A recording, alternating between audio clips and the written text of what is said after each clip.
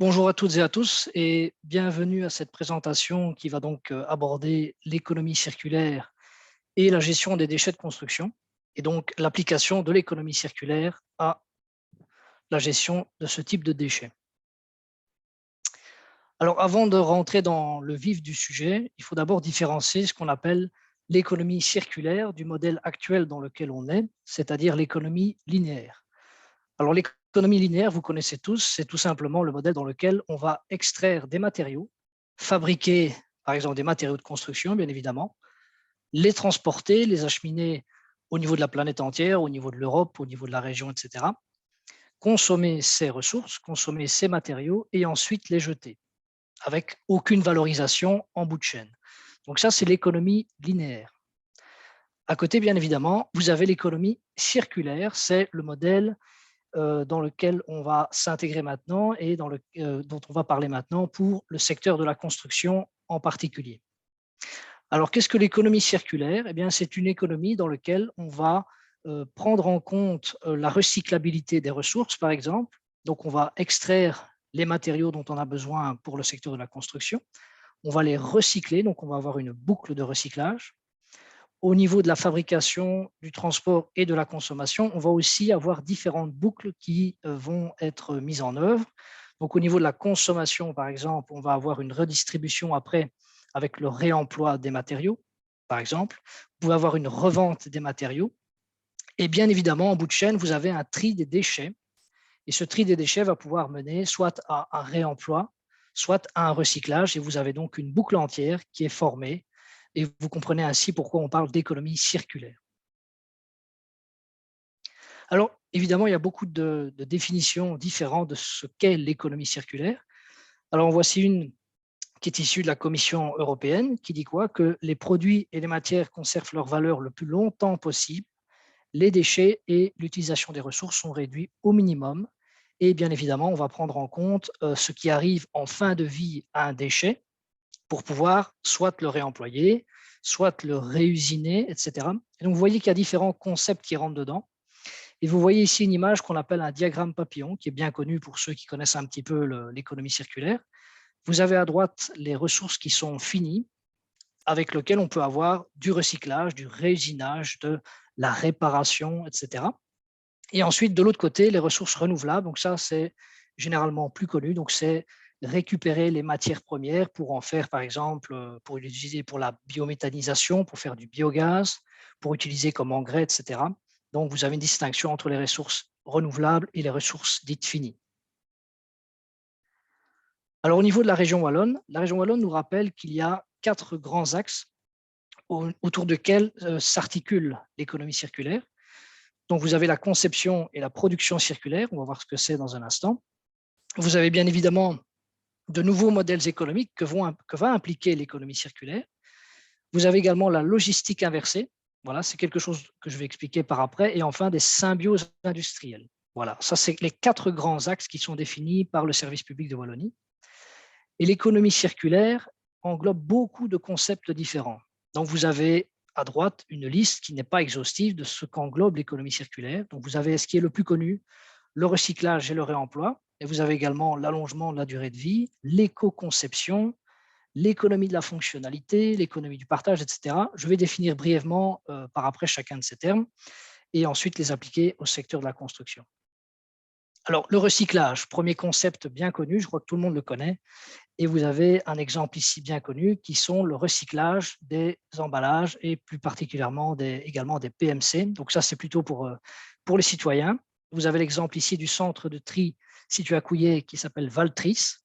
Et vous voyez ici un petit peu les chiffres du recyclage au niveau de la Wallonie.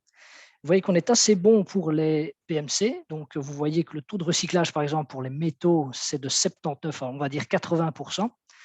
Et tous ces chiffres, si vous êtes curieux, sont issus du plan wallon des déchets ressources dont je vais parler par après. Ensuite, autre concept de l'économie circulaire, le réemploi. Eh bien, le réemploi, comme le nom l'indique, c'est tout simplement réemployer un objet pour la même fonction ou une fonction différente. Alors, vous avez ici un exemple dans la grande distribution. Où vous avez des cagettes en plastique qui vont être réutilisées pour mettre des produits équivalents ou d'autres produits. Et pour ce qui est du réemploi de manière générale, dans le secteur de la construction également, vous avez tout le réseau des ressourceries, par exemple, et des entreprises sociales qui font partie du réseau ressources. Donc, vous avez une soixantaine d'entreprises d'économie sociale et d'économie circulaire qui rentrent dans ce schéma. Vous avez à droite d'ailleurs un schéma qui est issu de leur site qui montre comment ils récupèrent via, par exemple, les bulles à vêtements, ce genre de matériaux. Vous avez également des électroménagers, des matériaux de construction, etc. Donc ça, c'est pour ce qui est du réemploi. Autre concept, c'est l'éco-conception. Alors, comme le nom l'indique, l'éco-conception, qu'est-ce que c'est? Eh bien, c'est de concevoir un produit en ayant en tête sa finalité, en ayant en tête ce dont il est composé, et en ayant en tête d'avoir le moins d'impact possible au niveau de l'environnement. Alors, l'éco-conception, c'est quelque chose de très précis, de très large, qui peut englober beaucoup de paramètres différents. Comme vous le voyez à droite, il peut y avoir beaucoup de concepts qui sont intégrés dans la fabrication d'un matériau de construction. Par exemple, les émissions de gaz à effet de serre, l'eutrophisation, la formation de smog, l'acidification. Donc, vous voyez, il y a beaucoup de concepts qui peuvent rentrer dedans. Mais retenez que l'éco-conception, c'est de prendre en compte la destination, on va dire, finale et la valorisation possible d'un matériau ou d'un objet. Autre concept, c'est l'économie de la fonctionnalité. Alors, vous avez l'exemple de Cambio, qui est, comment dire, une entreprise pour laquelle vous pouvez avoir la fonctionnalité, c'est-à-dire avoir une voiture, mais dont vous n'êtes pas propriétaire.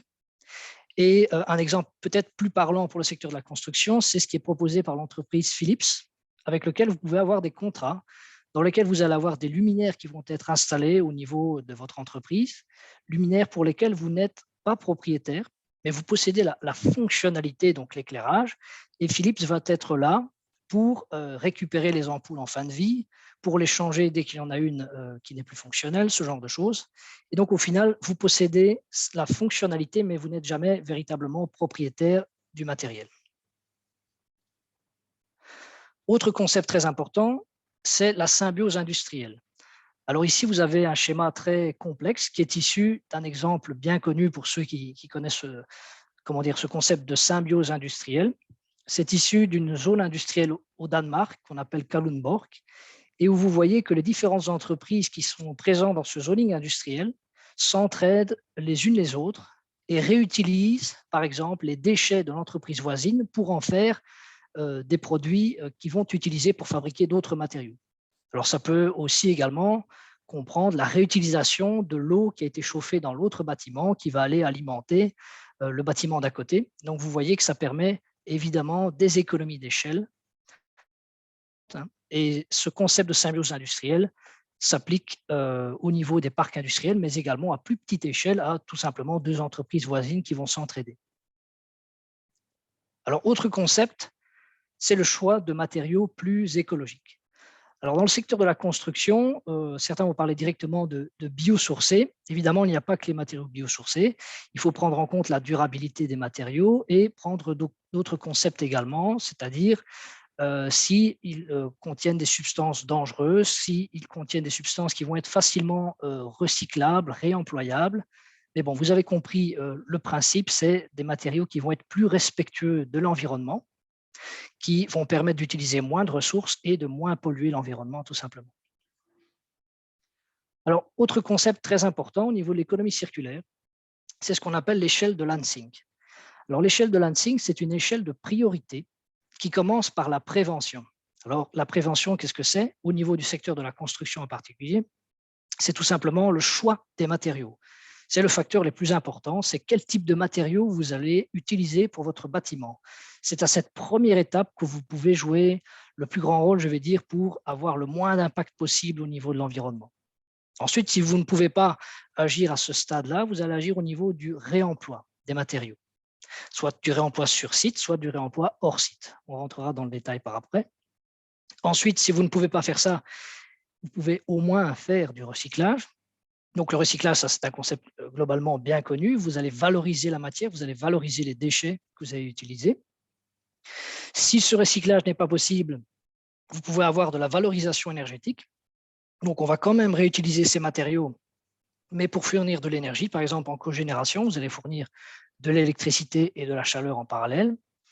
Et si vraiment vous n'avez aucune autre option, c'est l'élimination. Donc l'élimination, c'est-à-dire la mise en décharge, comme on disait avant, mais la mise en centre d'enfouissement technique, c'est le terme normalement approprié. Alors, je vais parler d'économie circulaire également au niveau de la région wallonne, bien évidemment. Donc, on ne part pas de rien au niveau de la région wallonne. Et l'économie circulaire est vue, bien évidemment, comme une source d'opportunités pour toutes les entreprises, y compris, bien évidemment, les entreprises de construction. Donc, on va le voir qu'en 2021, la Wallonie a adopté un texte qui s'appelle la stratégie Circular Wallonia, qui va mettre en avant l'importance d'intégrer toutes les entreprises dans cette économie circulaire. J'y reviendrai ensuite. Alors ici, un petit mot sur les déchets de construction, sur ce qu'ils représentent à l'échelle de la Belgique. Alors vous voyez ici, pour comparaison, le nombre de tonnes de la pyramide de Gizeh, donc vous êtes à plus de 5 millions de tonnes. Et par comparaison avec les déchets de construction, en Belgique, on est bien au-delà de ça, vu qu'on est au-delà de 20 millions de tonnes de déchets de construction, les 3 régions étant englobées dedans. Alors, c'est une autre manière de le dire ici. Vous avez ici les chiffres, mais qui sont séparés par région. Et vous voyez qu'au niveau de la Wallonie en particulier, on est à 7 millions de tonnes de déchets par an et plus de 10 millions de tonnes de terre excavée. Alors, ces chiffres datent de quelques années, donc il faut prendre le compte du fait que tous ces chiffres sont bien plus élevés maintenant. En tout cas, on est au-delà des 10 millions de tonnes de terre excavée pour la Wallonie. Alors, au niveau des déchets de construction, quels sont les déchets les plus importants? Alors, en termes de poids, c'est tout simplement les déchets inertes. Comme vous voyez ici, vous avez des chiffres qui sont issus du plan wallon des déchets ressources et vous voyez qu'il y a en gros entre 5 et 7 millions de tonnes de déchets inertes. Donc, dans les déchets inertes, vous avez les bétons, briques, tuiles, carrelage, etc. Vous avez ensuite les déchets non dangereux et les déchets dangereux, dont je parlerai juste après. Comme ça, vous avez un aperçu des chiffres au niveau de la Wallonie. Alors, autre type de déchets, ce sont les déchets plastiques. Alors, ça n'est pas négligeable au niveau du secteur de la construction. Comme vous le voyez ici, vous avez quand même 20% des plastiques qui sont mis sur le marché européen, qui sont consommés par le secteur de la construction, ce qui représente 10 millions de tonnes de plastique par an. Alors, en parlant du poids de la construction au niveau de l'environnement, et vous comprendrez d'autant plus pourquoi on pousse à rentrer dans l'économie circulaire qui va permettre de préserver les ressources, le secteur de la construction représente 50% des matières extraites. Donc, au niveau des carrières, au niveau des mines, 50% des matériaux vont compter pour le secteur de la construction exclusivement. Vous avez également 30% de la consommation en eau, 40% de la demande en énergie, et vous avez environ 33-34% de tous les déchets produits qui le sont par le secteur de la construction. Alors, comme je vous l'ai dit, au niveau politique, on ne part pas d'une page blanche. Vous aviez tout d'abord en 2018 le plan wallon des déchets ressources, dans lequel on va avoir une vision globale du secteur, entre autres de la construction et du nombre de déchets, de la diversité des déchets, des volumes impliqués et des potentiels d'économie circulaire dans ce cadre de la réutilisation des déchets. Vous avez ensuite différentes stratégies, différents textes qui ont été pris en compte. Le plus important étant celui qui était fait en 2021, c'est le plan Circular Wallonia, la stratégie Circular Wallonia. Donc vous avez ici les liens, vous recevrez la présentation, vous avez les liens pour le plan wallon des déchets ressources que je vous invite à consulter, mais également Circular Wallonia dans lequel vous avez une définition bien précise de toutes les chaînes de valeur qui sont importantes au niveau de la région wallonne, y compris le secteur de la construction. Alors ici, vous avez un petit récapitulatif des différents textes qui sont importants pour le secteur de la construction. À partir de mai 2020, vous avez l'entrée en vigueur de la fameuse réglementation sur la gestion et la traçabilité des terres excavées. Alors, cette gestion et traçabilité des terres est très importante parce qu'elle va permettre justement une gestion plus circulaire des terres en Wallonie. Vous avez, depuis janvier 2021 également, la mise en place d'un service référent bas carbone dont je parlerai après. Vous avez eu l'année passée l'entrée en vigueur de la réglementation End of Waste, donc de la sortie du statut de déchet. C'est quelque chose de très important également d'un point de vue économie circulaire. Vous avez eu différents lancements d'appels à projets en parallèle également.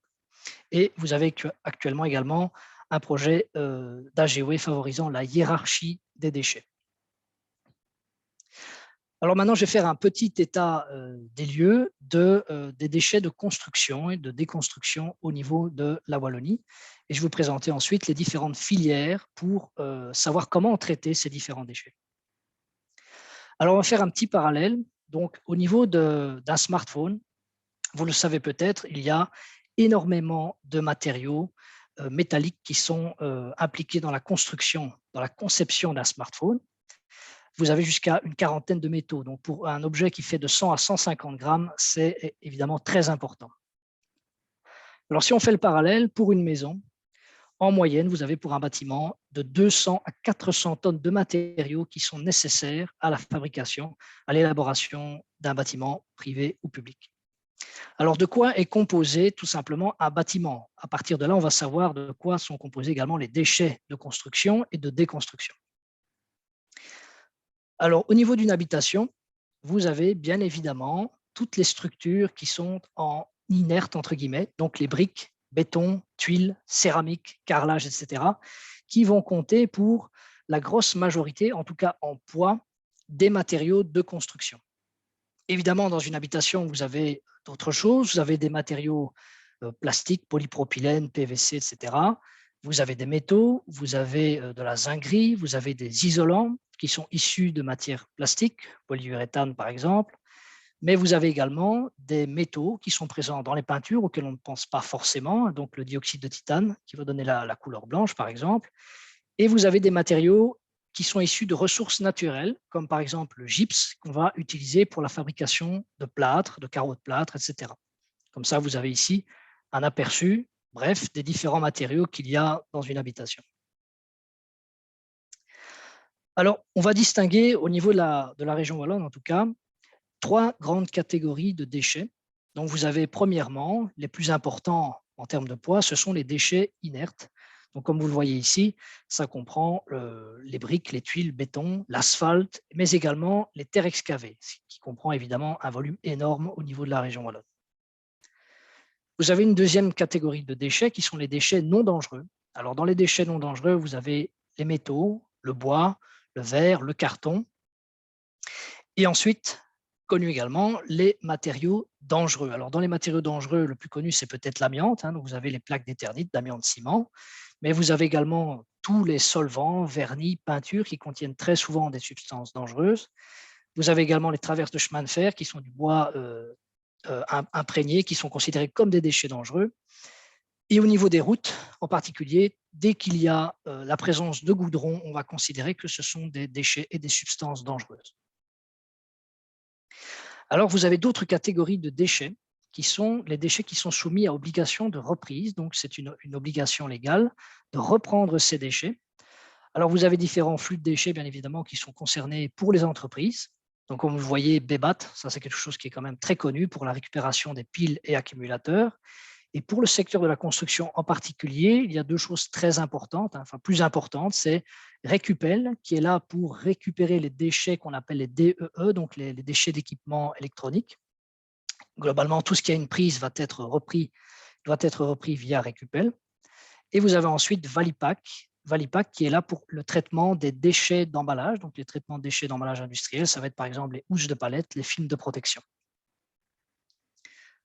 Alors, vous avez également des déchets qui sont soumis à obligation de tri, donc il est obligé de les traiter à part et de ne pas tout mélanger dans une benne, on va dire ça.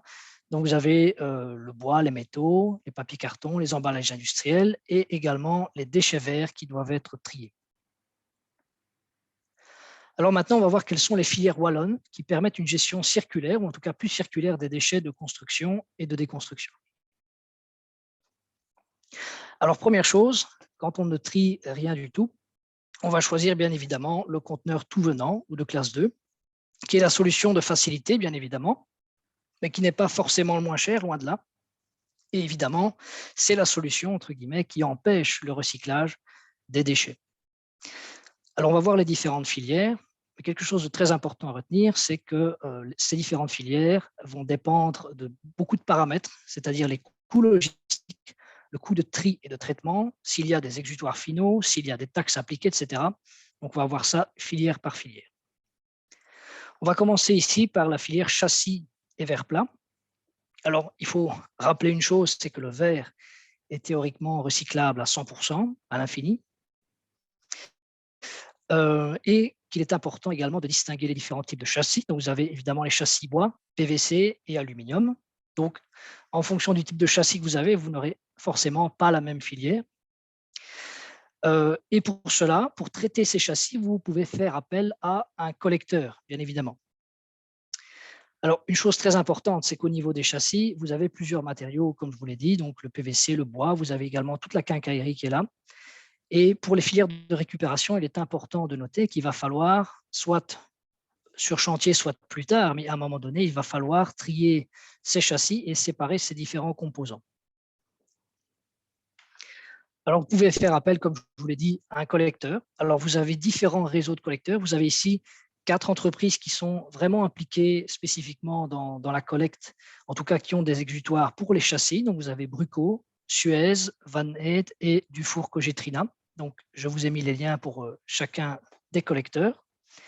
Et pour information, pour ce qui est du verre plat en particulier, c'est un petit peu plus compliqué parce que vous voyez qu'il y a des filières spécifiques au verre plat. Par exemple, vous avez l'unité de recyclage minéral située à Laux-de-Linsart et vous voyez ce qui est admis ou pas chez eux. Et comme vous le voyez, dans ce qui n'est pas admis, vous avez les châssis tout simplement.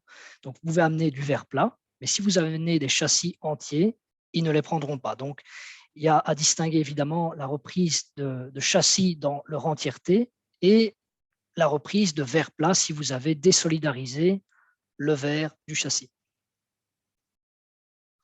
On va passer maintenant à la filière gypse, entre guillemets. Donc, ce sont tous les matériaux qui sont produits à base de gypse. Donc, le gypse, c'est une matière naturelle qui est donc du sulfate de calcium. Lorsque vous le calcinez, en gros, vous allez obtenir du plâtre.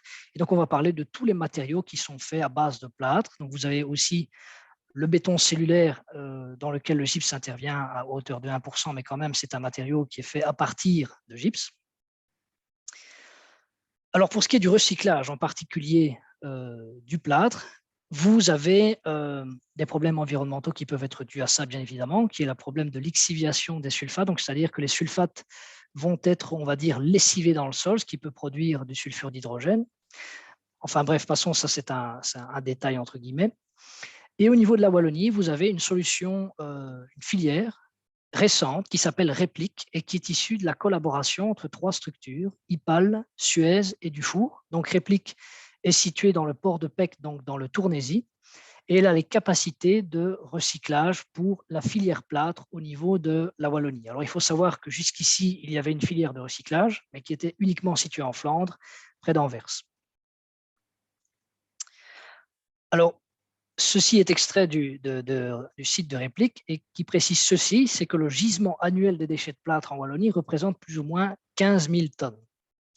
Et très important également, c'est que le plâtre recyclé offre des performances équivalentes en comparaison au gypse artificiel ou d'origine naturelle.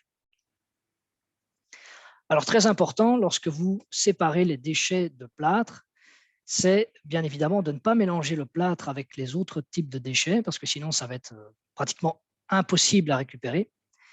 Et pour que ces déchets soient traités, vous pouvez faire un collecteur qui peut collecter spécifiquement ce flux de déchets. Comme je vous l'ai dit, il y a une unité de recyclage, mais une seule pour toute la Wallonie. Donc la question est de savoir comment va se faire la collecte, évidemment, de ces déchets de plâtre pour les acheminer jusqu'à cette usine de Pec, mais qui a le mérite d'exister en tout cas.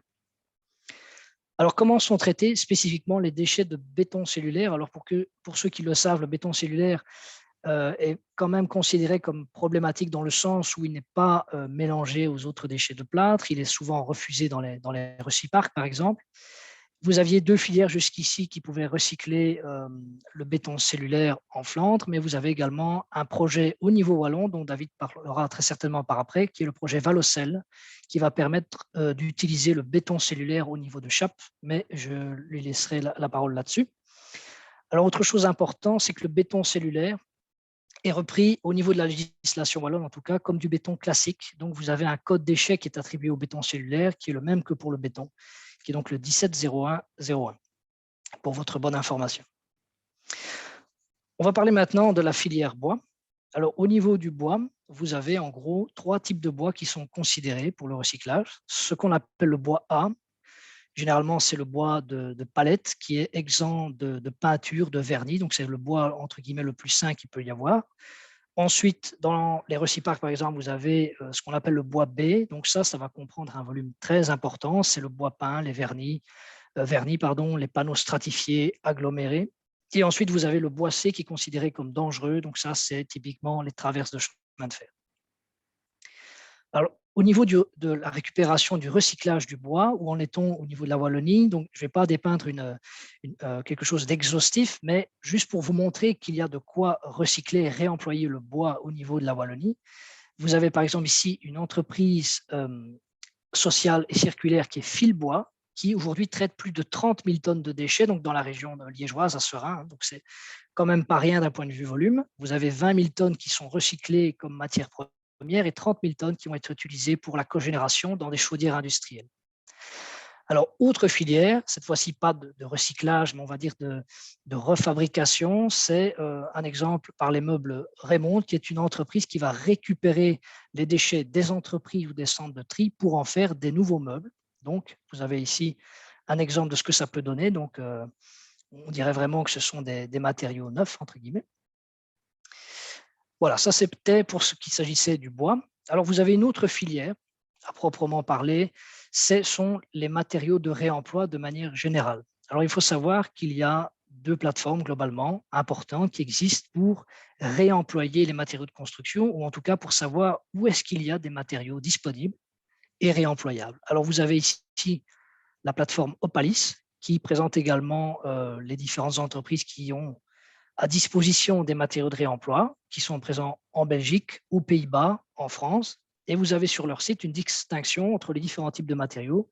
Donc, vous voyez pavé, bordure, clinker, les briques. Ça, c'est vraiment les matériaux de réemploi par excellence, parce qu'évidemment, ce sont des matériaux assez faciles à réemployer.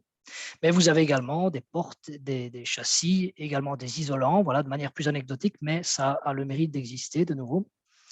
Et au niveau wallon, plus particulièrement, vous avez Retrival qui est dans la région Carolo et qui présente ici une plateforme qui s'appelle Cornermat, qui est assez récente, que je vous invite à consulter et qui permet de mettre en avant également les matériaux de construction. Donc, pour une somme modique, vous allez avoir des matériaux de réemploi. Et là aussi, les matériaux de réemploi vont être classés selon briques, tuiles, etc.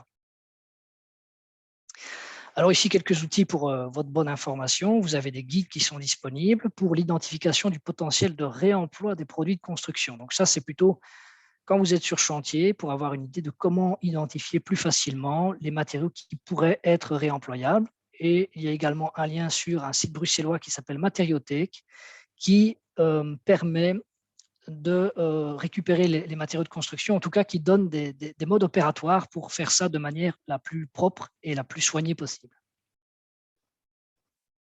Ensuite, on rentre ici dans la filière plastique. Alors, le plastique, comme je vous dis, ce n'est pas un secteur qui est négligeable pour le secteur de la construction. Vous avez ce type de déchets qu'on peut avoir qui sont repris en tout venant, les fameuses gaines Hadley, les cerclages en plastique. Ça, ce sont des exemples de déchets plastiques. Et pour ce qu'il y est des filières de récupération, vous avez, pour ce qu'il y est des systèmes d'égouttage en matière synthétique, vous avez une récupération possible des matériaux en PVC, polyéthylène et polypropylène qui est proposée par EMSO. EMSO, c'est la fédération en gros des producteurs de systèmes d'égouttage et vous avez 200 qui permettent de récupérer ces chutes, par exemple, de PVC dur. Vous avez un site à Charleroi et un autre site à Eupen. Donc, voilà, de nouveau, ça a le mérite d'exister. Il n'y a que 2 sites, mais ça permet en tout cas de récupérer les chutes de PVC, de polyéthylène, polypropylène et des systèmes d'égouttage en particulier. On va parler maintenant ici des isolants. Alors tout d'abord, il faut distinguer au niveau des isolants, les isolants à base minérale. Donc typiquement, vous connaissez toutes, je pense, la laine de verre et la laine de roche. Vous avez les isolants à base organique, chanvre, lin, bois, coton, etc. Vous avez une grosse variété d'isolants là-dedans. Et enfin, les isolants peut-être les plus connus et de loin les plus utilisés, les isolants issus du pétrole. Donc, par exemple, le polyuréthane, typiquement, polyisocyanate, ce genre de choses que vous connaissez probablement. Alors, pour ce qui est des filières de recyclage, vous avez la laine de roche qui est récupérable par Rockwool. Donc, évidemment, préférentiellement, ça va être la laine de roche qui est produite par Rockwool qui va être récupérée par eux. Donc, vous avez une filière, mais qui part, on va dire, vers les Pays-Bas. Et vous avez une filière pour la laine de verre qui est disponible via des sacs de reprise qui sont proposés par l'entreprise Isover. Alors, pour ce qui est de la laine de verre en particulier, là, il y a vraiment une nouveauté, c'est qu'au niveau de la Wallonie, on a l'installation toute récente d'une usine de recyclage de la laine de verre à Visé, donc dans la région liégeoise, et qui va permettre de récupérer la laine de verre dans un premier temps de chez eux, mais ensuite, le but, c'est de récupérer toute la laine de verre au niveau wallon. Donc, c'est quelque chose d'unique au niveau européen pour cette société-là, en tout cas. Et donc, le but, c'est de pouvoir récupérer la laine de verre au niveau de toute la Wallonie. Je vais parler maintenant également des déchets d'emballage. Donc, ce sont les emballages, par exemple, de palettes, des emballages de matériaux de construction, qui sont ici gérés par la structure appelée Valipack, dont je vous ai déjà parlé. Alors, lorsque vous êtes affilié à Valipack, vous pouvez avoir plusieurs primes. Donc, vous avez des primes fontenaires, des primes recyclage, vous avez des primes également pour des primes de démarrage, tout simplement. Donc, vous avez 150 € si vous rentrez dans ce système-là. Je ne vais pas rentrer en détail, mais je vous mets le lien pour ce système Valipack, qui est donc le système de reprise des emballages. Je vais plutôt parler ici du Clean Site System. Donc, le Clean Site System, c'est un système de reprise développé par Valipack qui permet, via, comme vous le voyez ici, différents points de collecte qui sont éparpillés sur tout le territoire belge et en Wallonie particulièrement. Vous pouvez récupérer les emballages en allant les mettre dans des sacs bien spécifiques. Donc, vous avez des points de dépôt dans lesquels vous pouvez aller les prendre. Et ensuite, une fois qu'ils sont remplis, vous pouvez les redéposer dans ces mêmes points. Donc, vous avez différentes solutions. Donc, vous voyez, il y a plus ou moins 220 points de vente dépôt de ces sacs de récupération. Et vous avez des sacs de 400 litres, par exemple. Alors, évidemment, il y a des conditions d'utilisation pour récupérer les emballages. Donc, vous pouvez remettre dedans les housses de palette, les films étirables, les sacs de sable, etc. Mais par exemple, tout ce qui est sac de ciment, vous ne pouvez pas le mettre dedans. La frigolite, personne n'aime en général, on ne les met pas dedans. Et les laines minérales également sont interdites de reprise dans ces sacs. Je vais parler maintenant de la filière des membranes bitumineuses. Donc ça, c'est quelque chose d'assez spécifique aux toitures plates. Donc, vous avez un système de reprise au niveau wallon qui existe, une filière de récupération et de recyclage qui existe par l'entreprise Derbigum qui est basée à Perouet. Et je vous ai mis un lien vers leur site qui permet de convenir avec eux d'une reprise de vos chutes de membranes bitumineuses. Donc pour l'instant, il n'y a que cette filière qui est disponible au niveau de la Wallonie, mais de nouveau, elle existe et donc vous pouvez récupérer ces membranes et voir avec eux s'ils peuvent les récupérer. Voilà.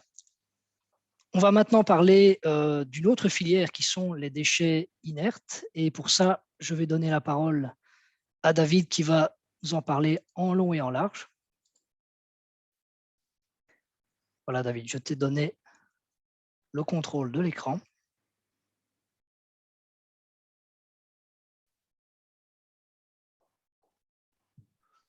Bonjour à tout le monde. J'espère que vous me recevez bien. J'essaye d'activer. Ah ouais, voilà, c'est parfait. Il faut juste le temps que tout ça s'active, mais là, je pense qu'on y est. Oups. Ok. Merci Jérôme. Mais, bonjour à tout le monde, bonjour à toutes et à tous. Et mais merci pour cette proposition de partage d'expérience avec la CCW, qui, je pense, arrive à un moment opportun, vu le contexte et vu cette volonté d'avancer au niveau économie circulaire. Et surtout, j'ajouterais, vu le contexte aussi, avec des matériaux de construction qui ont des prix aujourd'hui qui sont relativement élevés et qui tendent encore à s'enflammer jour après jour. Et l'économie circulaire est certainement un des moyens, certainement pas le seul, mais un des moyens pour avancer, progresser et apporter des solutions par rapport à ce problème. Ceci étant, ici, on a découvert pas mal de filières qui sont particulièrement intéressantes, qui sont judicieuses, qui se mettent progressivement en place. Mais sur le terrain, l'expérience qu'on en a, nous, en tant que Tradécoal, c'est que ce n'est pas toujours aussi simple que ça. Et ici, par la présentation que je vais faire, c'est pouvoir mettre en avant certains challenges qui s'ouvrent à nous dans les années à venir pour pouvoir aller au mieux vers cette économie circulaire et au pire améliorer les choses qui se font maintenant et éviter en tout cas d'enfouir des déchets, ce qui reste évidemment un challenge en soi et une motivation pour tous les acteurs étant donné le coût d'une mise en centre d'enfouissement technique. Alors ici, dans l'intérêt de recycler les déchets inertes, il y a plusieurs motivations. La première motivation, c'est d'abord que chaque Wallon, chaque Belge, annuellement consomme environ 5 tonnes de matière minérale hors métal par an. Ici, qui dit consommation de cette tonne de matière minérale, dit bien évidemment aussi à un moment que ces tonnes de matière minérale reviennent dans le circuit. Et donc, c'est assez conséquent. On parle de tonnages qui sont relativement conséquents. On l'a évoqué tout à l'heure. Pour construire une maison, on parle de 200 à 400 tonnes de matériaux, dont principalement des matières minérales. Pour la construction d'une route, par kilomètre, ça peut être plusieurs milliers de tonnes de matière, principalement de nouveau des matières minérales. Et ces matières minérales, lorsqu'elles sont déconstruites, lorsqu'elles sont dans un processus de démolition ou lorsqu'il y a un processus de rénovation, ça devient en base des déchets qui sont pris en charge par les entrepreneurs, par des gestionnaires de déchets ou voire par des citoyens qui vont dans les recyparcs.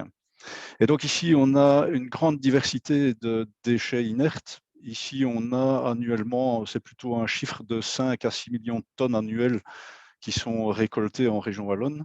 Et ces tonnes sont interdites de mise en CET depuis 2004. Qui dit interdiction de mise en CET dit obligation, quelque part, de valoriser ces déchets. Et ici, depuis juillet 2021, il y a clairement un cadre normatif qui a été mis en place pour justement favoriser, obliger quelque part la valorisation des déchets inertes. Et donc ici, on ne parle plus d'une valorisation de déchets, on parle clairement d'une valorisation de produits. Et pour ça, il faut remplir toute une série de conditions, des conditions techniques et des conditions environnementales. Et depuis ce 1er juillet 2021, les déchets inertes peuvent être valorisés comme produits moyennant le respect de ces conditions. Et donc ça, pour le secteur, c'est clairement une avancée qui est un réel challenge au niveau technique. Les exigences sont assez conséquentes. On a des exigences techniques qui visent une certification CO2+, et les exigences environnementales sont assez conséquentes aussi. On a abordé notamment tout à l'heure la gestion du plâtre, mais si on a des contaminations conséquentes de plâtre dans les déchets inertes, mais on a des relargages de sulfate, ce qui n'est évidemment pas positif pour une valorisation de déchets inertes. Donc ça, c'est, je dirais, le contexte légal réglementaire. C'est vraiment ce plus aujourd'hui où les déchets inertes deviennent des produits. Alors ici, hop. Visiblement, j'ai un souci pour tourner les slides. Ah voilà, c'est bon. Donc ici, dans les valorisations qui peuvent être envisagées avec des déchets inertes qui deviennent des granulats recyclés, donc des produits, on peut avoir toute une série de possibilités, principalement des sous-fondations de voirie, des sous-fondations de parking et autres constructions de ce type.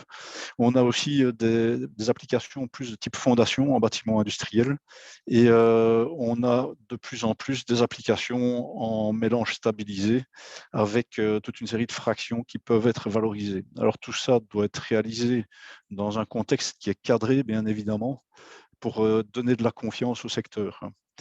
Et ici, vous pouvez aller consulter le site de Feredeco, la Fédération des entreprises de recyclage, voir aussi un nouveau site qui a été mis en ligne la semaine dernière, qui s'appelle Granular Recyclé, et ça, on communiquera les liens avec la transmission des slides que vous voyez aujourd'hui. Donc ici, Feredeco à 78 membres précisément aujourd'hui et non 73 et présente 65 centres de recyclage en région wallonne. On commence à avoir une couverture territoriale qui est assez conséquente. Et de plus, au niveau des intercommunales, il y a des options aujourd'hui où les entrepreneurs avec des tout petits volumes peuvent se rendre également dans les recyparcs pour pouvoir déposer certains flux de déchets. Donc ça reste bien évidemment à l'échelle du secteur de la construction relativement marginal, mais ça reste une offre qui est intéressante. Alors ici, on arrive à la présentation de Tradecoal, son rôle et surtout quelles sont les perspectives que Tradecoal souhaite développer à l'avenir et quels sont ses axes stratégiques pour les 10 ans à venir. Ici, on a Tradecoal qui est une coopérative qui est née du secteur de la construction lui-même. On a 160 entrepreneurs qui sont coopérateurs chez nous. On a également la région wallonne qui est dans le capital, qui est aussi coopérateur. On a le centre de recherche routière et le CSTC qui sont également coopérateurs. Et on a une coopérative qui est ouverte à tous les acteurs entrepreneurs qui le souhaitent. Et notre job, c'est clairement d'apporter des solutions aux déchets, au traitement et à la valorisation des déchets du secteur de la construction. Ça fait 30 ans qu'on existe, ça fait 30 ans qu'on fait de l'économie circulaire, ça fait 30 ans que le métier évolue année après année avec des exigences réglementaires qui se construisent et qui amènent leur lot de nouveautés. Et depuis ce temps, mais le métier en tant que tel a pas mal évolué, évidemment. Et Tradecoal est né dans les années 90 pour une raison très simple, c'est qu'il n'y avait pas vraiment de solution structurée à l'époque au niveau de la gestion des déchets du secteur de la construction. Et les acteurs, tant publics que privés, ont souhaité se mettre ensemble pour construire un modèle qui permette justement de sortir de cette problématique qui était le fait qu'il n'y avait pas de solution pour les déchets du secteur à l'époque. Et donc, tout le challenge a toujours été d'apporter des solutions aux acteurs du secteur de la construction, tant publics que privés. Alors ici, on a une équipe de 70 personnes, plus des ouvriers d'ETA qui sont en permanence chez nous. On est basé principalement à Fernelmont, mais aussi sur un réseau de sites qui est réparti sur l'ensemble du territoire wallon. Et là, on vise évidemment un travail plus en local pour apporter des solutions au plus près des chantiers. Alors, le core business au niveau de Tradecoal, c'est quoi? C'est clairement aujourd'hui ce qu'on appelle de l'urban mining. Donc, c'est vraiment considérer que le milieu urbain est une mine, est une source de ressources et que dans ces milieux urbains, on peut extraire des ressources qui, au départ, sont des déchets et que ces ressources peuvent être valorisées à nouveau dans le secteur de la construction. Et alors ici, ce qu'on constate de manière générale dans nos flux, c'est que les taux de valorisation tendent à augmenter pour différentes raisons. La principale, c'est que les traitements se sont affinés, les traitements industriels se sont nettement améliorés, et au niveau de fer et d'éco, c'est ce qu'on constate aussi, c'est que les process ont clairement évolué vers plus d'efficacité, avec un meilleur tri, et aussi et surtout un travail à l'amont avec des acteurs du secteur de la construction qui sont très souvent conscients des enjeux, dans le sens où il y a déjà un tri qui se fait à la base et les exigences qu'on peut avoir en entrée de site mais font aussi que les déchets sont de plus en plus qualitatifs à l'entrée des sites. Ce qui permet quoi? Ce qui permet évidemment d'apporter plus de valeur ajoutée à cette ressource déchets à la base. Alors, un de nos autres grands métiers, c'est la valorisation des terres. On a accepté, à titre d'exemple, l'année dernière, plus de 700 000 tonnes de terre sur les sites que nous avons en gestion. Et notre challenge, c'est clairement apporter là aussi des solutions à des tarifications maîtrisées et avec une couverture territoriale qui soit la plus adaptée possible au niveau du secteur. Alors, un des autres points qui nous tient à cœur, c'est vraiment un accompagnement du secteur vers une meilleure maîtrise, notamment sur les aspects techniques et environnementaux, et vraiment par notre expérience de terrain, pouvoir apporter des solutions qui soient partagées à l'ensemble du secteur. Donc ici, comme évoqué, on se retrouve sur l'ensemble de la région wallonne, avec des implantations d'est en ouest et du nord au sud. On a plusieurs sites d'acceptation de terre qui ont ouvert dernièrement en province de Luxembourg, et on cherche clairement à avoir la meilleure couverture qui soit à ce niveau-là. Alors toujours dans la définition des missions, c'est clairement répondre aux besoins de nos parties prenantes, tant publiques que privées, comme évoqué, offrir un réseau de proximité et qui permet quoi? Qui permet notamment à l'entrepreneur de venir déposer des déchets, mais aussi dans une logique de logistique inverse, de pouvoir repartir avec des produits, avec des matériaux. Et donc là, on a vraiment une optimisation transport qui est particulièrement intéressante.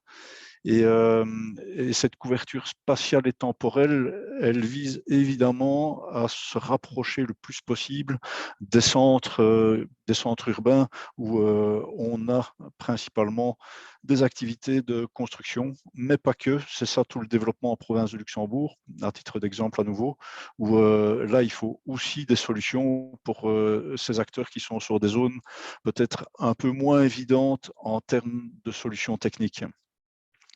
Alors la gestion et la maîtrise du risque, tant technique qu'environnemental et financier, n'étant pas une entreprise, une coopérative subsidiée, eh bien, tout le challenge, c'est aussi d'être sain au niveau financier.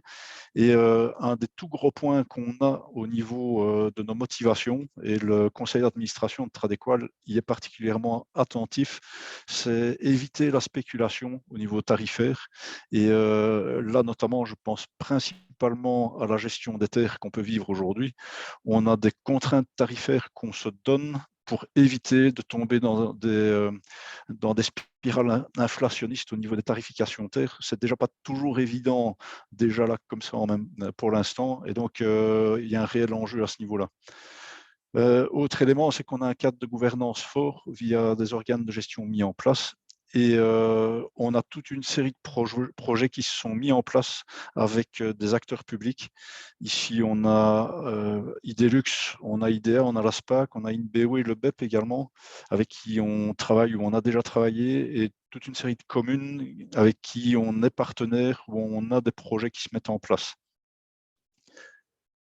Alors ici, c'est une question qui m'avait été posée par la CCW, c'est quels sont les enjeux, quelles sont les opportunités de la coopérative Tradécoal pour les 10 prochaines années? Vaste sujet, loin d'être évident. Et ici, dans les points qui ont été mis en avant, c'est vraiment renforcer le rôle de proximité, notamment avec les centres de recyclage, ce qu'on appelle les recis chez nous communément.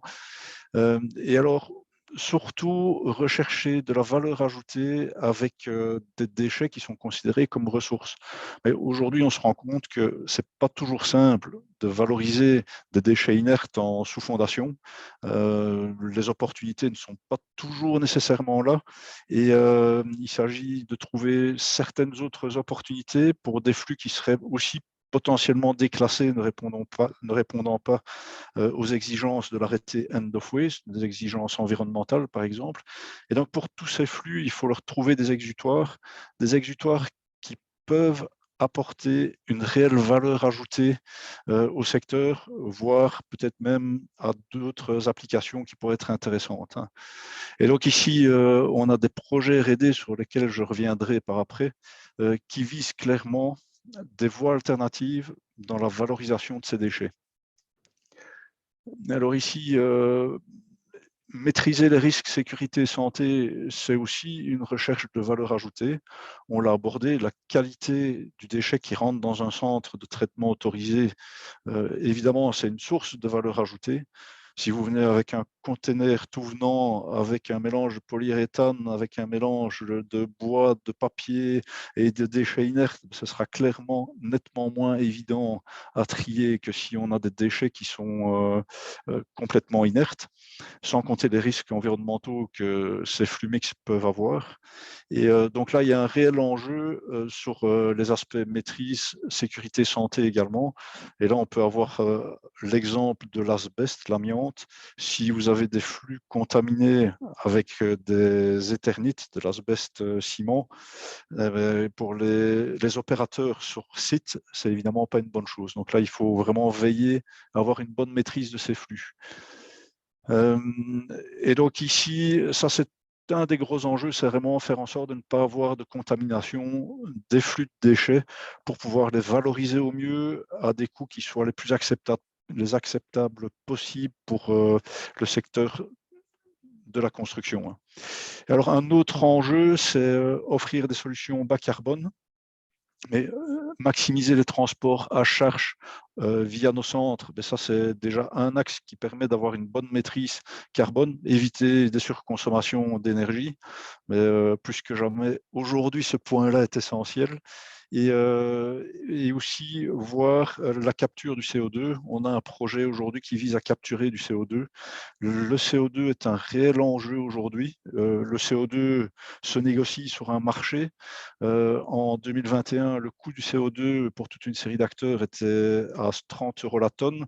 Et début 2022, le coût du CO2 est monté à 90 € la tonne. Et je rentrerai plus dans le détail de ce point par la suite. Hop. Alors ici, si ça veut bien avancer. Voilà. Alors ici, un autre point d'enjeu, c'est de développer des plateformes de collecte qui viseront la valorisation et le réemploi. Mais on l'a vu dans l'exposé de Jérôme, où vous avez pu faire le constat de toute une série de flux qui doivent être traités très sélectivement. Et l'évolution de notre métier, on en est de plus en plus convaincu, va aller dans cette direction qui est de pouvoir collecter certains flux de façon plus spécifique pour pouvoir les réorienter de la meilleure façon qui soit vers des centres de traitement. C'est clair que multiplier les centres de traitement pour des laines de roche telles que Knauf, Avisé ou l'unité de traitement du plâtre réplique, ce n'est pas des choses qui pourront se faire sur l'ensemble du territoire wallon. Donc, il faudra vraiment avoir des lieux de collecte, de stockage et de concentration pour optimiser la logistique. Et nos centres, tout doucement, s'orientent vers ce métier-là. Et sur certains sites, on commence clairement à rentrer dans cette démarche et on sent bien que cette démarche va se renforcer. Et améliorer la couverture territoriale pour les sites de valorisation de terre, avec notamment les pouvoirs publics, pour des sites de valorisation de terre de type 1 à 5. Mais ça, c'est vraiment une des ambitions aussi. Et toujours, bien logiquement, travailler avec une rentabilité maîtrisée. Sinon, demain, on ne pourra plus le faire. Alors ici, j'arrive sur quelques projets qui sont développés au sein du pôle R&D de Tradecoal. Alors ici, on a un premier projet qui est Mineral Loop, qui est un projet qui vise à capturer du CO2. C'est un projet labellisé Greenwin. Ici, on est sur un budget relativement conséquent qui est au-delà de 9 millions d'euros avec différents partenaires. Et ici, ce projet permettrait de capter du CO2 industriel et de pouvoir utiliser ce CO2 pour améliorer la qualité de certains granulats et également avoir des orientations en industrie chimique de certains de ces granulats. Bon, évidemment, on ne peut pas rentrer trop dans le détail de ce projet, mais clairement, du point de vue de Tradecoal, la capture du CO2 ou la bonne gestion du CO2 est un enjeu crucial pour le secteur et on trouvait logique de pouvoir s'inscrire dans cette démarche, d'autant plus qu'il y avait potentiellement moyen d'améliorer la qualité des granulats à la sortie de ce process. Alors, Valocel, Jérôme en a parlé. Ici, on a fait tout un travail avec le CSTC qui permet de valoriser du béton cellulaire en chape intérieure, Ici, on a fait tout ce travail avec une série d'acteurs et les résultats étaient probants. On a pu commercialiser déjà certains flux avec des acteurs chapistes. Et ici, on reste ouvert évidemment pour ce type de développement commercial. Et clairement, il y a des opportunités à venir et tout ça est en construction pour l'instant. Alors ici, un enjeu, on l'a dit, c'est éviter l'amiante dans les flux de déchets. Et un des moyens d'éviter l'amiante, c'est d'isoler tout ce qui est fibre asbeste, donc tout ce qui est éternite contaminé avec de l'asbeste, mais aussi un autre moyen, c'est de pouvoir extraire ce qui n'est pas contaminé par de l'asbeste. En fait, ici, quand vous avez vos chantiers avec des éternites d'aujourd'hui, et ces éternites sont réalisées évidemment avec des fibres qui ne sont pas des fibres d'amiante, et il serait assez utile de pouvoir valoriser au mieux ces flux sans contaminer quelque part des flux qui sont chargés en amiante. Et donc, ce projet d'économie circulaire, il vise quoi? Il vise à isoler quelque part les fibres asbeste et les fibres sans asbeste pour pouvoir avoir des traitements spécifiques pour ces deux flux et éviter de cette manière d'avoir des flux fibres sans asbeste contaminés par des fibres asbeste. Autre point en termes de projet, ça c'est avec le CRR, on a pu réaliser sur fonds propres une voirie sur le site de Grand-Lay à Gembloux. C'était un site qu'on avait en valorisation de terre, la voirie était dégradée et on en a profité pour réaliser une voirie avec le CRR avec toute une série de planches d'essai qui sont constituées de granulats cyclés à hauteur de différents pourcentages et on a travaillé avec ce qu'on appelle des bétons secs compactés. Et ce projet est suivi pendant 10 ans et ici, ça fait 3 ans que les démarches ont eu cours et les résultats sont tout à fait probants. Et donc ici, on a un travail aussi d'accompagnement avec le SPOEMI pour pouvoir envisager des développements futurs avec les recettes qui ont été appliquées dans ce contexte. Alors, dans les autres projets qu'on a portés, on a le projet Ceramco, qui est un projet européen dans lequel on a participé avec des Allemands, des Français et des Hollandais. Et ici, ce projet visait à réaliser des matériaux préfabriqués au départ de granulats recyclés. Alors ici, vous avez une image dans le coin supérieur droit où vous voyez Thionville, porte de France. Eh bien, ce portique sur l'autoroute a été réalisé entièrement avec des granulats recyclés qui venaient de notre centre de Recimex à Saint-Guilain. Et donc, oui, c'est possible de faire du préfabriqué avec des granulats recyclés. On en a fait la démonstration avec ce projet Interreg, mais tout ça demande bien évidemment à ce que ces flux soient bien maîtrisés techniquement et environnementalement parlant, mais il y a des choses qui sont possibles en termes de matériaux préfabriqués. Et alors, le dernier projet de recherche dont je voulais vous parler, qui est un projet qui en est à sa 3e année et qui pourrait rentrer dans une phase de développement industriel.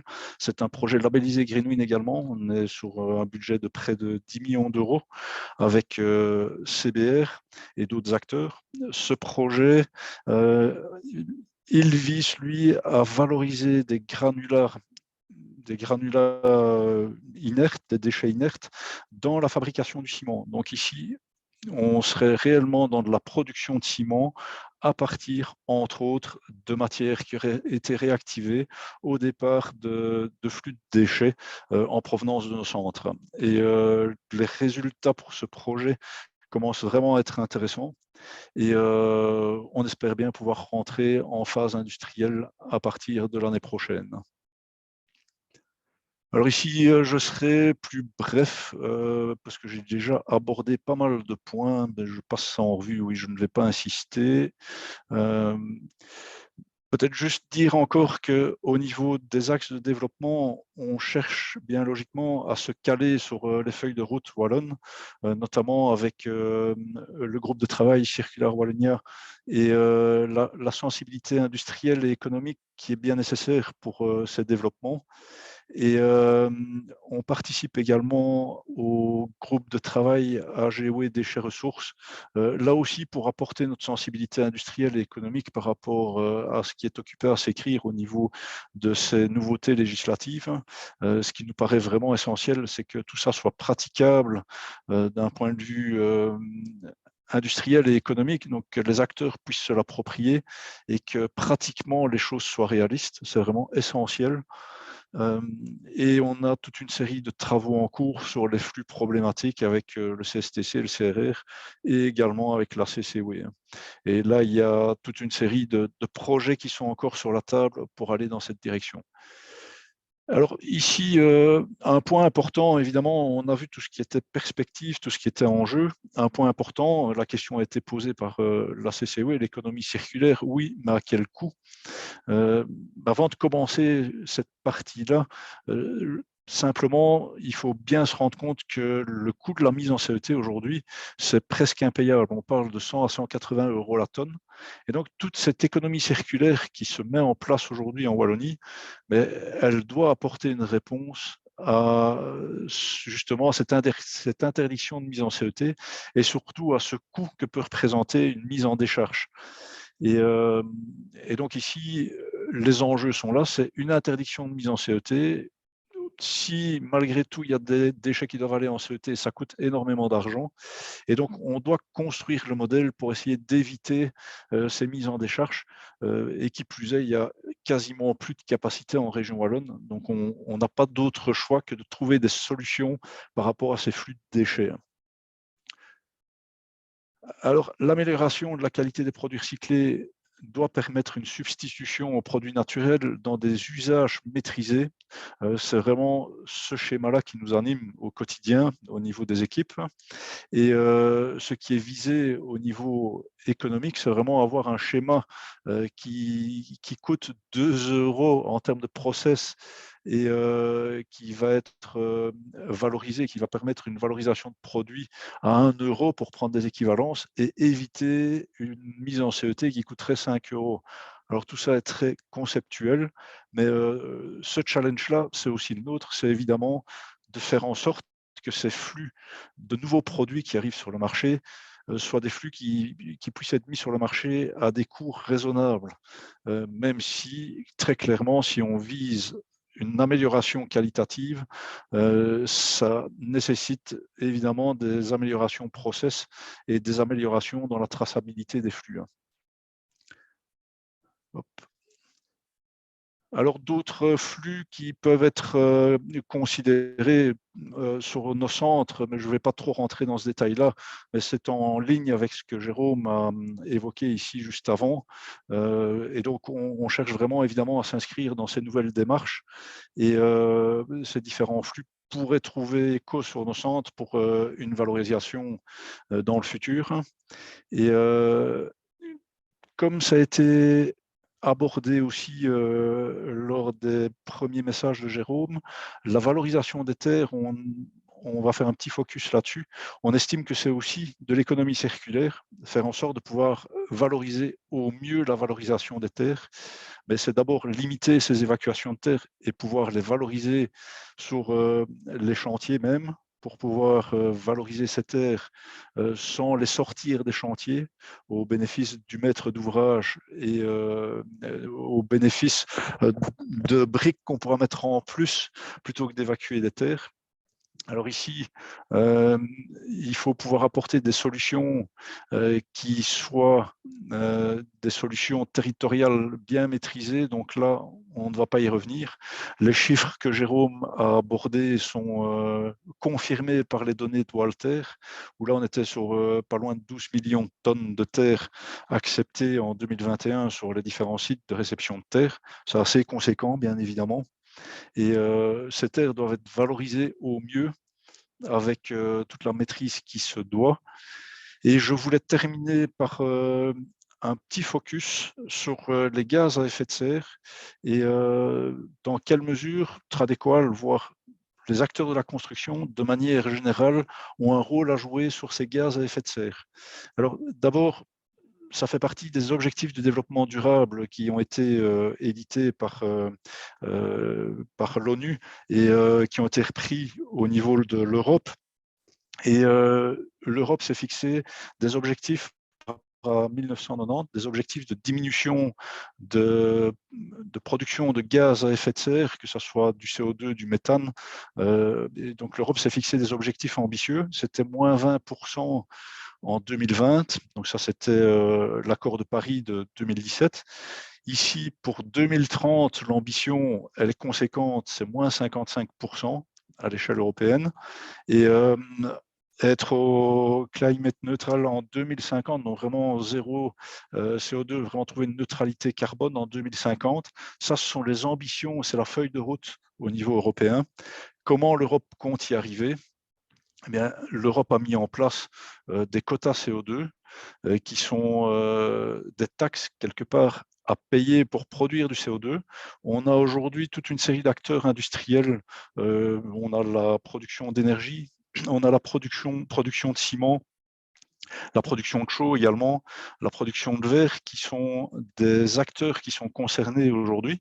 Donc, ces acteurs ont reçu un certain volume de quotas de CO2. Au-delà de ça, ils doivent payer des taxes carbone. Et ces taxes carbone qui sont montées jusqu'à du 90 € la tonne début d'année, mais ça peut avoir un impact sur le coût du CO2, sur le coût du ciment, pardon, de plus de 20% sur le tarif du ciment. Donc ici, aujourd'hui, nous, on achète plusieurs milliers de tonnes de ciment annuellement. Eh bien, le coût du CO2 pour ces milliers de tonnes annuelles est impacté à plus de 20% au niveau tarifaire par le coût du CO2. Et les acteurs comme les chaux-fourniers, les cimentiers, ils cherchent à faire quoi aujourd'hui? Ils cherchent évidemment activement à diminuer leur impact CO2 pour pouvoir réduire cette facture et avoir des conditions de concurrence qui soient meilleures pour eux, évidemment. Ici, il y a un réel enjeu commercial par rapport à ce coût du CO2 au niveau des acteurs industriels. Et vous me direz, mais qu'en est-il par rapport au reste du monde? Parce que c'est bien beau si l'Europe fait fait son circuit CO2 en interne avec des quotas balisés au niveau européen. Au niveau mondial, il y a d'autres acteurs mondiaux qui sont concernés avec des systèmes qui sont plus ou moins équivalents dans le principe. Et surtout, à terme, au niveau européen, il y a une volonté de mettre des barrières CO2 à l'entrée des frontières européennes et pouvoir intégrer également le coût CO2 des produits qui viennent de l'extérieur du territoire européen. Donc ça, c'est pour après 2026. Et donc là, on aura d'autres acteurs qui risquent d'être concernés. Et par rapport au secteur de la construction, là où il faut être attentif, c'est que la volonté de l'Europe, c'est de faire en sorte d'avoir aussi des quotas CO2 sur tout ce qui est logistique, à suivre, mais ça pourrait avoir aussi des conséquences au niveau du secteur de la construction. Donc, le CO2 n'est pas gratuit, il faut le savoir. Tout ce qui peut permettre d'améliorer ces productions de CO2, de limiter ces quantités de CO2, mais tout ça aura un impact au niveau du secteur de la construction, c'est évident. Et par rapport aux ambitions européennes, tout n'est pas encore écrit, mais ici, ça va tendre vers plus d'exigences à l'avenir, surtout à partir de 2026, pour atteindre les moins 55% de gaz à effet de serre en 2030. Donc ici, le CO2 n'est pas sans impact coût au niveau du secteur et autant prendre ça en considération pour la suite. Oups, si ça veut bien avancer. Ah, voilà. Et là, je laisse la main à Jérôme et merci pour votre attention. Merci David. Un grand merci pour toutes ces explications et toutes ces précisions techniques, législatives et autres. Ici, je vais reprendre la main juste pour vous expliquer un petit peu un service qui est présent au niveau de la CCOE. Donc, au niveau de la CCOE, on a un service de référent bas carbone. Je vais expliciter ça juste après. Donc, c'est un service dont je fais partie qui va permettre de faciliter l'accès aux entreprises de construction à l'économie circulaire. Donc, c'est les accompagner dans un projet d'économie circulaire ou tout simplement être là pour les aider à mieux comprendre les enjeux de ce type d'économie. Et ensuite, pour rappeler que l'acteur principal du jour, qui est Tradecowal, est un acteur très important au niveau wallon pour ce qui est de la valorisation des terres, donc comme David l'a dit, pour ce qui est de la valorisation au niveau des sites récepteurs, du recyclage des déchets inertes et d'autres flux de déchets, comme on l'a vu avec tous les projets dans lesquels Tradecowal est partenaire impliqué. Alors, je vais essayer de passer la slide. Ça va prendre quelques secondes.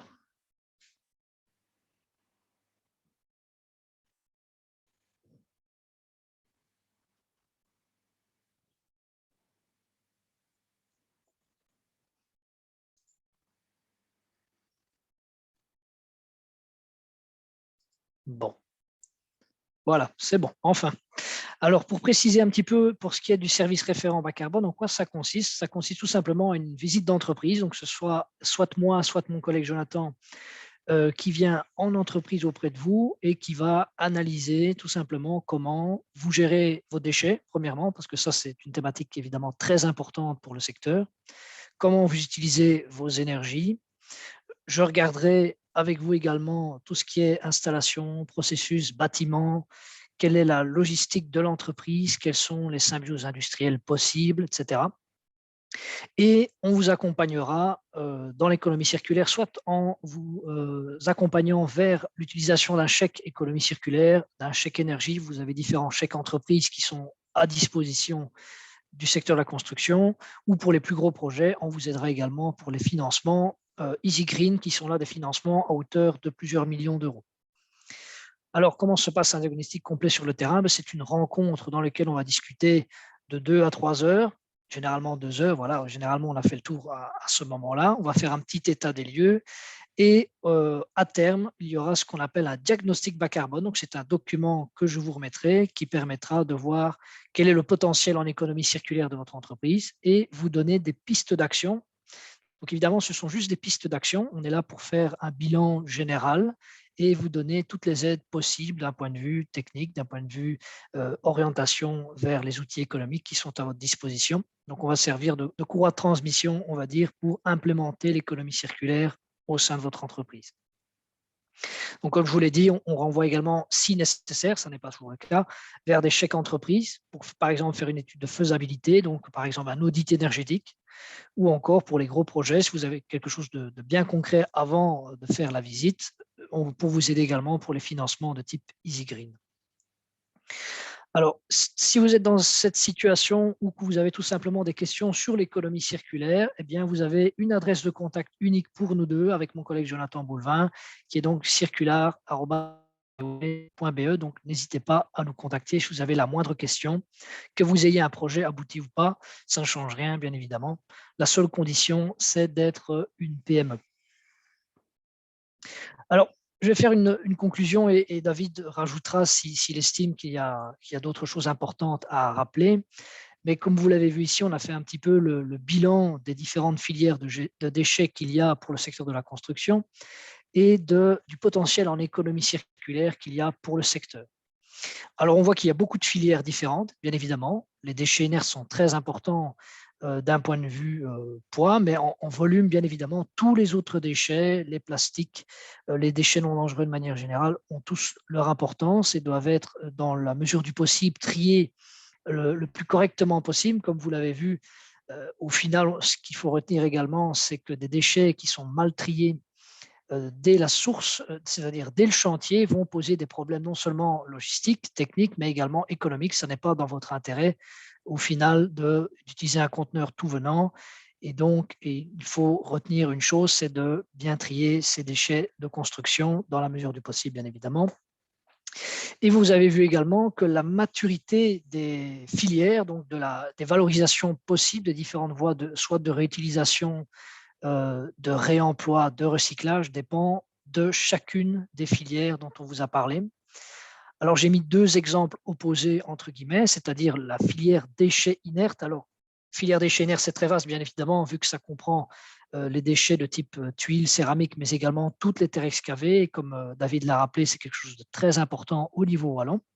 Donc là, vous avez la présence de filières qui sont quand même relativement bien abouties et qui sont présentes sur le territoire wallon. Par contre, petit contre-exemple, ce sont les déchets d'isolants. Alors, dans les isolants, évidemment, il y a une grosse variété d'isolants, mais si on prend les isolants de type frigolite, entre guillemets, vous n'avez que très peu, si pas aucune voie de valorisation possible pour l'instant. Donc, en conclusion, si on peut faire une conclusion sur un sujet aussi vaste, c'est qu'il y a encore beaucoup de travail, mais qu'il y a beaucoup de choses qui sont déjà en place, qui se mettent en place. Et il y aura évidemment une grande importance de mettre en place un réseau de collecte, de transport des déchets pour approvisionner les filières qui soit sont déjà bien abouties, soit doivent seulement se mettre en place. Voilà, comme ça, vous avez une image complète au niveau wallon des différentes filières de déchets et de l'économie circulaire appliquée au secteur de la construction. Je vous remercie tous pour votre attention et on va donc passer maintenant aux questions-réponses. Alors, comme je l'avais indiqué aussi en début de présentation pour le PowerPoint d'attente, vous pouvez poser vos questions dans l'onglet Q&R qui est donc au-dessus de votre écran. Et je vais déjà regarder les questions qui sont posées maintenant. Alors, je vois une question d'Emmanuel qui dit, dans les chiffres donnés pour la consommation de la construction, on parle de l'activité de la construction ou aussi de l'utilisation des bâtiments. Alors, dans les chiffres qui sont donnés, ce sont des chiffres qui sont issus du CSTC. Hein, donc, pour ce qui est, par exemple, de la consommation énergétique, 40% de la consommation énergétique, c'est au niveau du secteur de la construction. J'ai vérifié, ces chiffres sont repris également au niveau de la Commission européenne et prennent en compte également l'utilisation des bâtiments. Donc, le chiffre est déjà assez élevé comme ça. Donc, bien évidemment, il prend en compte l'utilisation des bâtiments également. Alors, on a une deuxième question, peut-être, David, est-ce que tu veux y répondre? Oui, donc ici la question c'est en termes de traçabilité des terres, il y a aujourd'hui un plafond minimum de 400 mètres cubes. Donc c'est Emmanuel Stenier qui nous fait part de cette question. Vu l'expérience acquise, y a-t-il une volonté, intérêt à diminuer ce plafond pour valoriser encore plus de terres? Aujourd'hui, à ma connaissance, il n'y a pas de volonté de modifier ce volume de terre, ce volume plafonné à 400 mètres cubes. Il y a encore eu des modifications législatives à ce sujet l'année passée, mais je pense que là maintenant, on a atteint une certaine stabilité. Je ne dis pas qu'il n'y aura pas encore des modifications à l'avenir, mais en tout cas sur ce point-là, il n'y a rien en vue. Oui, je rajouterai juste un point également concernant la traçabilité. Il y a évidemment le seuil de 400 mètres cubes pour la traçabilité, mais également le contrôle qualité. Par contre, pour rappel, la traçabilité commence dès 20 mètres cubes. Donc, à partir de 20 mètres cubes, vous devez avoir au minimum une traçabilité. Au-delà de 400 mètres cubes, il y a non seulement la traçabilité, mais également un contrôle qualité. Oui, tout à fait. Alors, autre question, comment sont impliqués les terrassiers démolisseurs dans ces processus, car ce sont souvent eux qui vont reprendre les déchets matériaux pour compte dans l'entrepreneur. Comment l'entrepreneur peut-il prendre la main? David, est-ce que tu veux répondre à cette question? Il y a pas mal de démolisseurs qui aujourd'hui construisent quelque part leur filière et en lien avec des acteurs comme nous en partie. Et donc là, il y a vraiment des choses qui se mettent en place à ce niveau-là. Parce qu'ici maintenant, quand il y a un bâtiment à démolir, il faut le curer. Donc ici, on a des acteurs comme Retrival, par exemple, qui vont essayer d'enlever tout ce qui est boiserie, tout ce qui est châssis, etc. C'est par ce genre d'action que ça commence. Et voir enlever ce qui est possible en termes de plâtre et autres. Et puis seulement les terrassiers démolisseurs entrent dans la danse pour la suite. Et donc au niveau des chantiers aujourd'hui, ça se structure déjà quelque part dans ce sens-là. Comment l'entrepreneur peut-il prendre la main? Tout dépend de ses ambitions sur ces aspects démolition, évidemment. Si la volonté de l'entrepreneur, c'est d'entamer les travaux sur l'amont de la chaîne, pourquoi pas? Très bien. Alors, il y a une autre question qui t'est directement adressée, David, concernant Oui. Tradecoal. Alors, est-ce que Tradecoal va développer son offre ou promouvoir les étapes en amont du recyclage, déconstruction, conseil, opération, optimisation de tri et de la logistique inverse sur chantier, voire logistique interchantier? Alors ici, on a des liens parfois directement avec les chantiers pour des chantiers qu'on considère, nous, à risque, on fait des visites sur place. Et donc, on cherche à optimiser les évacuations pour justement maîtriser les risques et avoir les process qui soient les plus adaptés derrière. Et au niveau des optimisations de tri et de logistique, évidemment, ça a toutes ces incidences. Et donc, on le fait au cas par cas, ça peut nous arriver. Très bien, merci David. Alors, j'ai une question de Maxime qui nous demande, avec votre expérience, y a-t-il un chaînon manquant ou une entreprise manquante en Wallonie dans cette chaîne de valeur de l'économie circulaire dans le bâtiment? Alors ça, c'est une vaste question. Je dirais que pour répondre, David complétera, c'est vraiment l'aspect transport et l'aspect logistique qui, pour beaucoup de filières, est pour l'instant problématique. Donc, on a des solutions de recyclage, de réemploi, mais il faut encore évidemment que ces déchets arrivent dans les centres de recyclage. Il faut que la logistique suive, bien évidemment. Donc ça, c'est un point très important, bien évidemment. Pour moi, c'est s'il y a des acteurs à impliquer, évidemment, tous les acteurs sont importants, mais évidemment, les collecteurs et les transporteurs qui ont leur mot à dire là-dessus. Peut-être rajouter que allez, dans ces matières-là, on se rend compte qu'au niveau sectoriel, on a vite des habitudes de travail. Mais quand je dis des habitudes, c'est parce que ça fonctionne bien, donc on s'appuie là-dessus pour avancer. Et donc, il y a toujours évidemment une part culturelle aussi dans ces changements et il faut pouvoir l'appréhender. C'est pas toujours évident. On en a déjà fait les frais, nous, avec certains développements de filières qu'on a tentés qui n'étaient pas évidents. Et donc, il faut pouvoir aller au-delà de ses habitudes. Ça, c'est un premier point. Et le deuxième point, il faut évidemment que ça soit rentable pour celui qui va pratiquer cette évolution. Et il faut que la filière économiquement tienne la route. Alors, oui, il y a des tas de choses qui manquent aujourd'hui, mais pour qu'elles puissent se mettre en place, il faudra un peu de temps pour que les filières puissent aussi avoir du sens économiquement. Et donc là, il faut que les choses se construisent pour toute une série de flux. Très bien, merci David. Alors, une autre question. Est-ce que la législation permet de verser des terres de type 5 avec un RQT dans un CET classe 3? David, je vais peut-être te laisser répondre. Alors, les CET de classe 3 ont une législation propre et des critères d'acceptation propres. Et donc, ici, la règle, c'est quoi? C'est de répondre à ces critères d'acceptation en CET de classe 3. Il faut savoir que les dernières évolutions législatives visent déjà à assurer une certaine traçabilité pour ces flux. Il y a une volonté à terme du législateur de faire en sorte que les CET de classe 3 ne soient plus gaspillés pour des évacuations de terre. Et donc, pour l'instant, oui, c'est possible, aux conditions des CET de classe 3 et sur base des critères d'élimination en CET de classe 3. Très bien, merci David. Je rajouterais juste que pour les centres d'enfouissement technique, évidemment, les déchets inertes de manière générale sont interdits normalement en CET depuis 2007. Les déchets inertes ne peuvent plus rentrer dedans.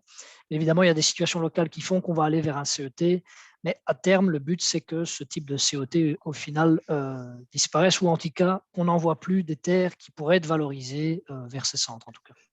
Si je peux me permettre juste un petit commentaire par rapport à ça, mais tout l'enjeu, c'est évidemment d'avoir des déchets valorisables, en tout cas en matière de déchets inertes, des déchets valorisables qui répondent aux critères du end of waste, de tant sur les aspects techniques qu'environnementaux. Et il faut être bien conscient que si on n'atteint pas ces critères-là, eh bien, on est coincé et on risque de tomber dans de l'élimination. Et donc, l'enjeu pour des acteurs comme nous, si on remonte la chaîne, les entrepreneurs qui sont derrière, mais tout l'enjeu, c'est vraiment de pouvoir répondre in fine à ces critères techniques et environnementaux, parce que sinon, on a un gros risque d'avoir des soucis de valorisation et ça risque de coûter très cher à l'ensemble du secteur. D'où l'intérêt, je n'insisterai jamais assez là-dessus, d'où l'intérêt d'éviter d'avoir, par exemple, des plaques d'éternit asbeste-ciment qui traînent dans des containers ou qu'on essaye de cacher. Et donc là, évidemment, les acteurs des centres de traitement autorisés sont particulièrement méchants et attentifs à cet aspect-là, parce que l'enjeu est vraiment conséquent. L'enjeu est conséquent pour nos opérateurs qui travaillent sur les chaînes de production, donc pour qu'ils puissent travailler en sécurité, et l'enjeu est conséquent pour qu'on puisse valoriser ces flux en end of waste avec la nouvelle réglementation. Très bien, merci David. Alors, autre question de mémoire, il y a eu un projet Batiloop CCO et Greenwind par le passé sur les gisements et flux de déchets. Est-ce que les résultats de ce projet sont consultables? Alors, personnellement, je n'ai pas travaillé sur ce projet. Je ne sais pas si tu peux en dire plus, David. Non, je n'ai pas, parce que je dois avouer que ça grouille pour l'instant dans les initiatives en matière d'économie circulaire avec le Oui, secteur de la construction. Mais Batiloop, je ne connais pas, mais peut-être quand même à signaler que Greenwind avec la CCW justement a tout un projet de travail sur des zones bien précises en matière d'économie circulaire, économie d'énergie, etc. Et que là, il y a des initiatives qui sont prises qui commencent à aller assez loin dans un processus d'industrialisation quelque part pour répondre aux challenges, entre autres, des économies d'énergie. Donc, il y a vraiment des initiatives qui sont à saluer du côté de la CCO et du côté de Greenwind qui visent vraiment à donner un coup de boost à ces matières. très bien. Merci pour ce rappel, David. Alors, pour l'instant, il n'y a pas d'autres questions. N'hésitez pas à les poser en direct.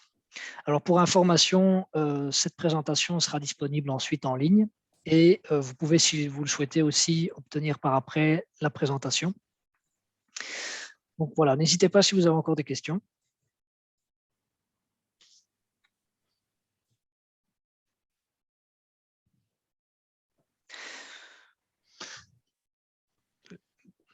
Et donc, juste pour précision, pour être complet, le nom du projet dont je parlais, c'est Renault Plus. Hein, parce que c'est vrai que je n'ai pas abordé ce point-là, mais c'est Renault Plus qui est un projet à suivre. Effectivement, oui, c'est bien de le préciser.